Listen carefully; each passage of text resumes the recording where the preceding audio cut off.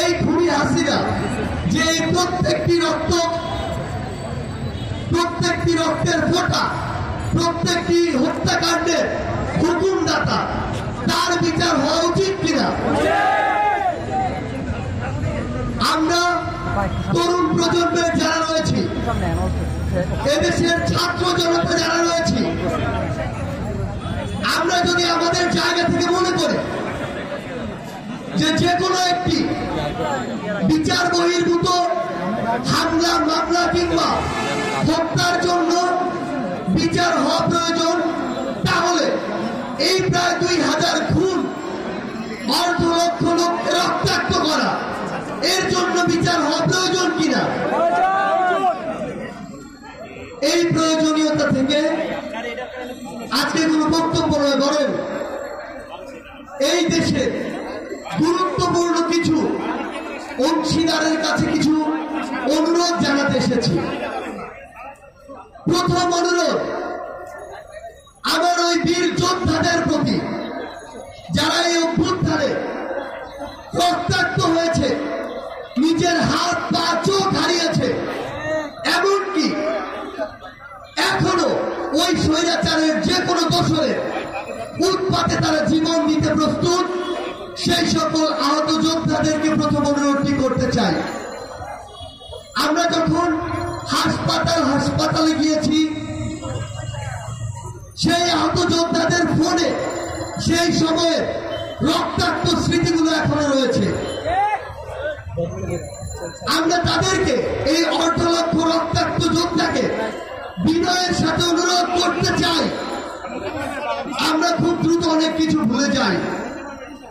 আমরা বিগত 16 বছর ভুলে গিয়ে এখন ওই 3 মাসের পিছনে লেগেছি।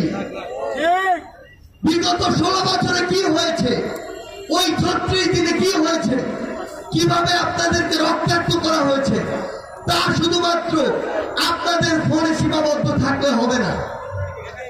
এই স্মৃতিগুলো কিভাবে আপনাদের সাথে এই ঘটনাগুলো হয়েছে, এই ঘটনাগুলো সোশ্যাল মিডিয়ার মাধ্যমে, ইলেকট্রনিক ও প্রিন্ট মিডিয়ার মাধ্যমে পুরো বাংলাদেশে ছড়িয়ে দিতে হবে।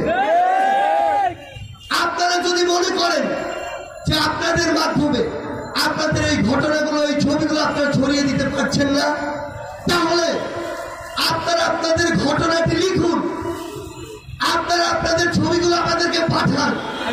আমাদের ফাউন্ডেশনের জুলাই শহীদ স্মৃতি ফাউন্ডেশন একটি অফিস রয়েছে, আমাদের অফিসিয়াল একটি ভেরিফাইড পেজ রয়েছে।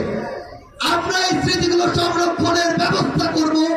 এই যে রক্তাক্ত যে দগ্ধকে দাগগুলো, রক্তের ফোঁটাগুলো, এগুলো পুরো পৃথিবীর সামনে আমরা নিয়ে আসতে চাই। আপনাদের কাছে বিনয়ের সাথে অনুরোধ, আপনারা আপনাদের ঘটনাগুলো লিখে, আপনাদের ছবিগুলো যদি সম্ভব হয় আসবেন কোনোদিন ফাউন্ডেশন অফিসে। যদি সম্ভব না হয় আমরা আমাদের অফিসিয়াল একটি নাম্বার দিয়ে দিব, সেখানে আপনারা আপনাদের এই কথাগুলো পাঠাবেন, ছবিগুলো পাঠাবেন।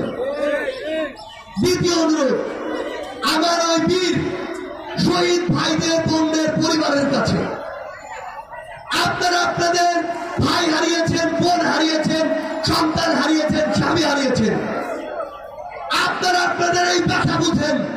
খুনি হাসিনা কেন, পৃথিবীর কেউ এই ব্যথা বুঝবে না। কোনো কিছু দিয়ে এই অভাব পূরণ করা সম্ভব নয়। আপনাদের কাছে আমাদের বিনয়ের সাথে অনুরোধ, আপনাদের এই কষ্টগুলো, ব্যথাগুলো, বেদনাগুলো দয়া করে লিখিতভাবে আপনার পরিবারের কারো মাধ্যমে আমাদের কাছে পাঠান। শুধু বাংলাদেশ নয়, পুরো পৃথিবীর কাছে ওই খুনি হাসিনার নির্মম হত্যাকাণ্ড আমরা পৌঁছে দিতে চাই। তৃতীয় অনুরোধ, আমার সামনে যারা ইলেকট্রনিক ও প্রিন্ট মিডিয়ার ভাইরা রয়েছে, আপনাদের কাছে বিনয়ের সাথে একটি অনুরোধ করি, আপনাদের প্রত্যেকে এ বিষয়ে একমত হবেন। বিগত 16 বছরে আপনার যা বলা উচিত ছিল, বলানো উচিত ছিল, প্রকাশ করা উচিত ছিল, সেটি আপনারা করতে পারেননি। আমরা নিজের চোখে দেখেছি ডিজিএফআই যখন আমাদেরকে আটকে রাখে কোন একটি নিউজ চ্যানেলে, কিছুক্ষণ যে শিরোনামটি চলে, কয়েক মিনিট পরে ডিজিএফআই তখন যদি মনে করে যে এটি সরকারের পক্ষে না বিপক্ষে যায়, তখন তারা ইনস্ট্যান্ট কয়েক মিনিটের মধ্যে ওই শিরোনামটি চেঞ্জ করে দিয়েছে। এভাবে আপনাদেরকে নিয়ন্ত্রণ করা হয়েছে। আমরা চাই এই নতুন বাংলাদেশে বিগত 3 মাসে ওই 36 দিনে বিগত 16 বছরে যা হয়েছে অপকর্ম, সেগুলো সাহস নিয়ে বুকের মধ্যে বিন্দুমাত্র কোনো ভয় না নিয়ে আপনারা নির্দ্বিধায় পুরো দেশের সামনে তুলে ধরবেন। আপনাদের কাছে অনুরোধ করছি, প্রত্যেক মিডিয়ার পক্ষ থেকে ছোট একটি উইক থাকুক, আপনারা আমাদের ওই আহত ভাই বোনদের ঘরে যাবেন, আপনারা আমাদের ওই শহীদ ভাই বোনদের ঘরে যাবেন। এই ব্যথা বেদনাগুলো পুরো দেশের সামনে আপনাদের তুলে ধরা উচিত।